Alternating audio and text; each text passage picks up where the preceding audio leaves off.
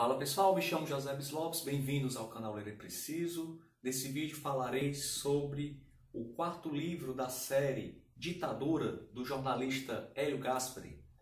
A ditadura encurralada, o sacerdote e o feiticeiro. No caso aqui, o sacerdote e o feiticeiro seriam o presidente, o quarto presidente do regime militar, Ernesto Geisel, e o seu chefe da Casa Civil, o general Golbery Couto e Silva. O governo de Ernesto Geisel vai de 1974 até 1979. No entanto, o livro retrata o início do governo de Geisel até 1977, quando ocorre a demissão do ministro do Exército, general Silvio Frota. Interessante destacar aqui nessa obra que o Hélio Gaspari ele vai falar sobre a nova juventude, digamos assim, a geração de 1974, que aspira por liberdade, que quer o fim do regime. É uma juventude totalmente diferente daquela que vivenciou o golpe ou a revolução de 1964, de 10 anos antes. Essa geração agora, ela estava um tanto quanto afastada dos partidos de esquerda. Elas viram o que o comunismo fez em outros países, entendiam que o comunismo não era tão democrático assim e acabaram se afastando do partidão, do PCB, do PCdoB, mas mesmo assim eram contra o regime militar então vigente. Tá? Porém, uma juventude totalmente diferente daquela que vivenciou o golpe, que a grande maioria eram realmente militantes dos partidos de esquerda. Hélio Gaspari vai explicar que o presidente Ernesto Geisel, que participara de tantos outros golpes militares, agora tinha uma visão um pouco diferente. Ele tinha um intento de liberar, digamos assim, de estender um pouco o regime de forma lenta e gradual. Então, ele abrandou a censura, ele liberou não a liberdade total de expressão, mas ele pôs fim à censura a alguns veículos de comunicação e ele também tomou algumas medidas para que a tortura nos porões do doicote, por exemplo, tivesse um fim.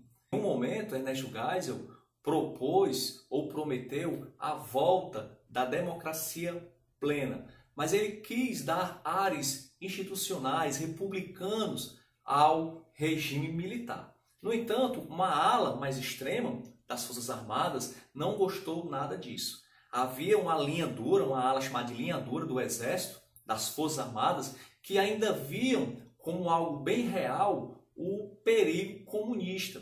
Inclusive, o chefe da Casa Civil de Ernesto Geisel, o general Golbery Couto Silva, das mentes intelectuais por trás da Revolução, do regime militar, que foi chefe do SNI, que era o Centro de Informações do regime, ele foi acusado, o Golbery, de ser comunista. Inclusive, o Hélio Gaspari vai mostrar que corria pelos bastidores que a possibilidade de um atentado contra o Golbery e até mesmo contra o próprio presidente Ernesto Geisel era algo que se ventilava nos bastidores das Forças Armadas. O livro também vai mostrar a verdadeira queda de braço, como um jogo de xadrez entre Ernesto Geisel e o seu ministro do Exército, o general Silvio Frota. Silvio Frota ele era um dos líderes dessa chamada linha dura. E Ernesto Geisel, desde o começo do seu governo, ele tentou demitir o Silvio Frota, no entanto, ele sabia que se ele fizesse isso, ele correria sério risco de ser deposto. Alguns historiadores chamam da possibilidade do golpe dentro do golpe. Havia sim a possibilidade das Forças Armadas dar um outro golpe, dessa vez sobre o general Ernesto Geisel. Então, eu acredito que metade do livro, da metade para o final, ou um terço do livro, vai tratar dessa crise na cúpula do governo militar entre o presidente e o ministro do Exército, Silvio Frota. No entanto, Ernesto Geisel ele demite Silvio Frota em 1977 e digamos que ele consegue restabelecer a força, digamos assim, institucional do presidente da República sobre as Forças Armadas. O livro também fala ainda sobre as torturas, alguns criticam, né? Eu vi algumas resenhas na internet e há uma crítica, né, principalmente da esquerda, a esse livro do Hélio Gaspari, porque parece que Hélio Gaspari, eu também percebi um pouco isso, ele mostra o Ernesto Geisel como aquele homem que tentou acabar as torturas, que ele lutou pela República, né? Então parece que ele enfeita um pouco o Ernesto Geisel. Há alguns documentos, né, que sugerem que Ernesto Geisel sabia das torturas. Na realidade sabia sim. Ele sabia que havia torturas, até porque estava as Forças Armadas numa anarquia, prestes a entrar numa anarquia. Ele não tinha muito controle sobre essa chamada linha dura das Forças Armadas, que viam ainda o perigo comunista como algo muito patente. Mas ele desenvolveu ações, sim, para que a tortura ela cessasse. Mas ele não obteve muito êxito. Ele também não se interessou muito em punir ou investigar os torturadores. Na realidade, o que ele queria era que cessassem as torturas e dali para frente tivesse um novo rumo, digamos assim, para o governo. O que tinha passado, o que tinha acontecido, as torturas que tinham acontecido, as mortes também que haviam acontecido, Ernesto Geisel não estava muito preocupado em investigar isso, não. Uma das torturas e assassinatos, né, que foram, digamos assim, que foi um marco, digamos assim, na luta pela democracia, é o do então diretor, telejornalista da TV Cultura, o jornalista Vladimir Herzog.